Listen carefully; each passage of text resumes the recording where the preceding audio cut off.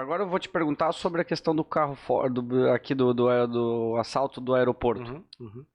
Isso foi uma novidade para ti quando caiu um negócio desse? Na minha cabeça quando vê a notícia, como é que se organiza? Como é que faz uma operação dessa? Foi. Daquela proporção nós não tínhamos ainda, né? Porra, eu estava na delegacia regional, quando me ligaram, porra, deu um roubo aqui no aeroporto, tem gente ferida, né? Uma menina morreu, na época tinha sido socorrida, tem vigilante socorrido, cara, isso aqui tá uma loucura, peguei a viatura de lá, fui direto para... Um parênteses, apesar de eu estar num cargo administrativo que não prendia mais ninguém, estava desaprendendo assim, né, como fechar uma algema, eu levei meu fuzil. Então o meu fuzil ficava do lado. Aí eu trabalhava de terno, gravata e o fuzil, assim. Né? Idiota, né? De onde vai usar aquele fuzil? Poderia sair e de alguma forma ajudar atuando? Sim, quando tinha operações, por exemplo, vocês me avisam que eu quero ir porque eu tô agoniado aqui nessa cadeira, né? E aí a gente foi direto, aí acionei a DIC, acionei o pessoal, né, todo, falei, quero todo mundo, não é a divisão de roubos. O trajeto, a tua mente fica como, cara? Eu fico curioso, assim, o que tu processa? E os caras fizeram, os caras fugiram, né? Porra, tá tudo acontecendo ainda, né? E aí acionei, falei, cara, eu quero todo mundo. Ah, mas o pessoal da investigação de homicídio, não, agora não tem mais homicídio, repressão a tráfico, é todo mundo para todo nisso. mundo. E aí liguei pro Daniel, o Daniel tava no shopping, né? Já era depois do horário, porque tinha um outro perito de plantão. Então o perito foi lá de plantão e tal, mas eu falei, porra, eu quero o Daniel porque o Daniel é o papiloscopista. Então eu quero, isso aqui tem que ser... Veja, a gente nunca tinha passado por aquilo, mas eu sabia que a merda era muito grande. E a gente tinha que fazer algo diferente, porque se tu fizer a mesma coisa, tu não vai ter o resultado diferente. Então nós temos que fazer diferente. O quê? Não sei. Vamos começar. Mas já sabia que existia esse tipo de assalto pelo país? Ou sim, já se existia? Já acompanhou várias vezes, né? E pela mídia. Não havia ainda trabalhado. Não é. Então, mais uma vez, a gente aí lá na D, que é o próprio delegado Anselmo, porque a divisão lá é divisão de repressão a roubos e sequestro. É a DRAS, né? Então, o Anselmo veio também, né, pela proporção do roubo, do crime. E aí a gente falou, cara, que isso aqui vai ter que ser basicamente pericial. E aí entrou o Daniel, entrou outra equipe, outros peritos todos ali que se dedicaram. Por exemplo, a gente achou os carros que eles usaram no roubo. A gente pegou esses carros, botou em cima do guincho, falou, ninguém mexe, ninguém bota a mão aí. Né, o pessoal da Polícia Militar em volta, cara, não encosta, não bota a mão, porque isso aqui vai ter que ser diferenciado. Levamos para o hangar lá no aeroporto, e aí deixamos os 2 carros lá e os peritos ficaram 2 dias analisando, né? Então, com luz diferente. Aí toda a tecnologia que os caras falaram que sempre que, né, buscaram essa tecnologia, agora vamos usar. Boa. Agora é o momento de usar. E aí foi assim, fantástico, cara. Eu acho que, sei lá, tem umas 15 o Daniel pessoas... comentou, assim, tipo, tinha as garrafinhas de água, o que os caras tinham feito, os caras tinham botado um fuzil, uma .50... eles tiraram, né, era uma BMW X6, e eles tiraram o banco de trás e fizeram no chão, né, colocaram um tripé, assim, para apoiar uma .50, porque ninguém consegue atirar segurando uma arma daquela por conta do recuo, enfim, né. E o carro era blindado, e na blindagem fizeram furos, assim, né, cortes com serra-copo, que a gente achou a casa depois, achou as ferramentas. Eles fizeram furos onde aí botaram um adesivo em cima, assim, no vidro, até era de político, alguma coisa assim, né, o Daniel falou. Aí, porra, os caras de dentro do carro enfiavam o cano do fuzil pra fora só e faziam os disparos dali de fora. Né? E ali, na verdade, morreu porque os caras do carro forte resolveram tentar bancar, né, 10 caras com fuzil 762 e .50 e eles com 12 e 38. Né? Então, assim, quiseram, né, bancar o herói, enfim. Na verdade, depois eu soube que até a empresa faz treinamento meio que... Os caras estão naquela, né? Se eu não faço nada, eu vou pra rua porque os caras disseram que eu não reagi. Né? Então vamos tentar.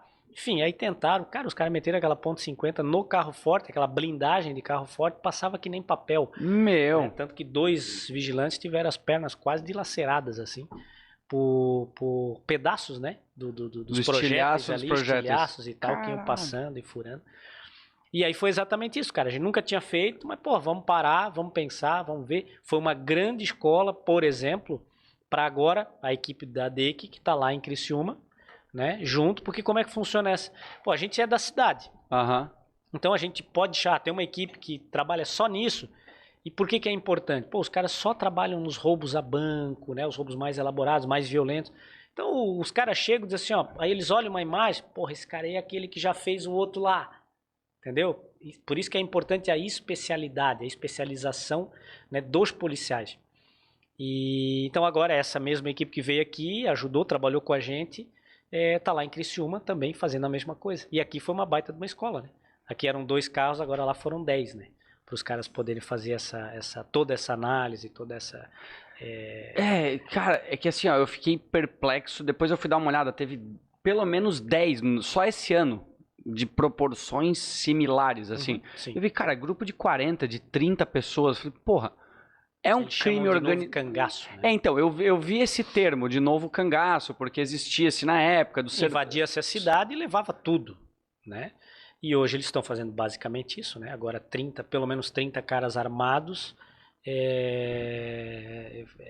porra, fecharam uma cidade, né? Cara, fecharam uma cidade, olha a logística. Cara com bazuca no teto, no topo de um prédio, eu falei, cacete. Então fizeram toda uma logística, foram meses, né, de estudo, lá eu não sei quanto tempo, aqui em Blumenau eles alugaram a casa 6 meses antes, né? E um deles são todas divisões de tarefas. Às vezes aqui em Blumenau, o cara alugou uma casa com vista do aeroporto, da pista. Ele sabia que vinha um avião com dinheiro para abastecer o carro forte e vice-versa. O carro forte vinha com dinheiro e botava no avião e levava para outro estado. E eles ficaram filmando ali no mínimo 4 meses, né, todo dia. E a cada 2 dias ele tinha que pegar esse pendrive e entregar para uma outra pessoa. Ele não sabia o que ia acontecer. O trabalho dele era filmar uma câmera de alta resolução, enfim, de lá. Né? Ou seja, então teve toda essa divisão de tarefas, né? E logística para que eles pudessem fazer isso e planejar, né, um ataque dessa dimensão aí. Eu fico pensando assim, porque toda a imagem quando tu vê, assim, eu não sei, eu imagino que isso seja, sei lá, do crime organizado, sei lá, envolvendo tráfico, drogas e tal. E eu não sei se o crime, eles são inteligentes a ponto de passar essa imagem que é o cara, sei lá, fala de um jeito, fala merda, meio burrão por intenção, porque, cara, existe uma inteligência por causa disso e mostra que, assim, pô, os caras prenderam agora lá em Criciúma e, porra, a polícia, sem dúvida, tá evoluindo o nível e tá pegando, mas, porra, os caras têm uma organização que chega a ser assustadora, né? Sim, muito. E aqui de Blumenau, por exemplo, quando foi identificado o cara, aí já foi visto que ele fez um no interior de São Paulo, fez outro lá no norte do país. Enfim, o cara viaja o Brasil só fazendo isso e essa é a profissão dele. E tem o cara, por exemplo, especialista, enfim, o cara treinado, né, em tática militar.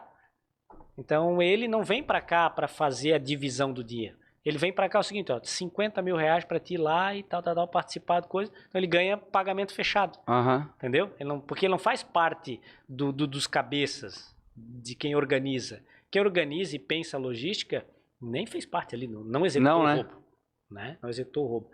Então, assim, a gente tem que começar a pensar a segurança pública de forma profissional, né? Porque o Brasil é o país que político tem 50 milhões em malas dentro de um apartamento. Né? Ele deixou 50 milhões de reais lá em dinheiro dentro do apartamento porque ele não tinha onde botar, porque ele roubou demais, né? Desviou demais e não tinha onde botar. E por isso é que falta investimento, sabe? Então, assim, porra, a polícia confrontou, a polícia não confrontou. A polícia vai confrontar, sempre. Tanto que a única viatura que bateu de frente com os caras, 2 viaturas, confrontaram com 10 carros. Saiu até o vídeo agora, a Polícia Militar acho que andou divulgando aí, bem longe, mas dá para ver as 2 viaturas vindo, o comboio de 10 veículos, né, saindo já da cidade, eles encostam o carro, 4 caras saem de 2 viaturas que é furada igual papel, né, pelas armas dos caras, com um armamento muito inferior. Se os caras param o carro e vão confrontar, tinha matado os 4. Né? E aí eles começam a dar tiro nos carros passando e os caras revidaram também e um policial militar acabou atingido. Cara, como é que tem gente que hoje ainda reclama, ou não é reclama, que vai lá e diz que a polícia não deveria, ou... Cara, é absurdo. O que eu digo é o seguinte, cara, se não confrontou é porque não teve oportunidade.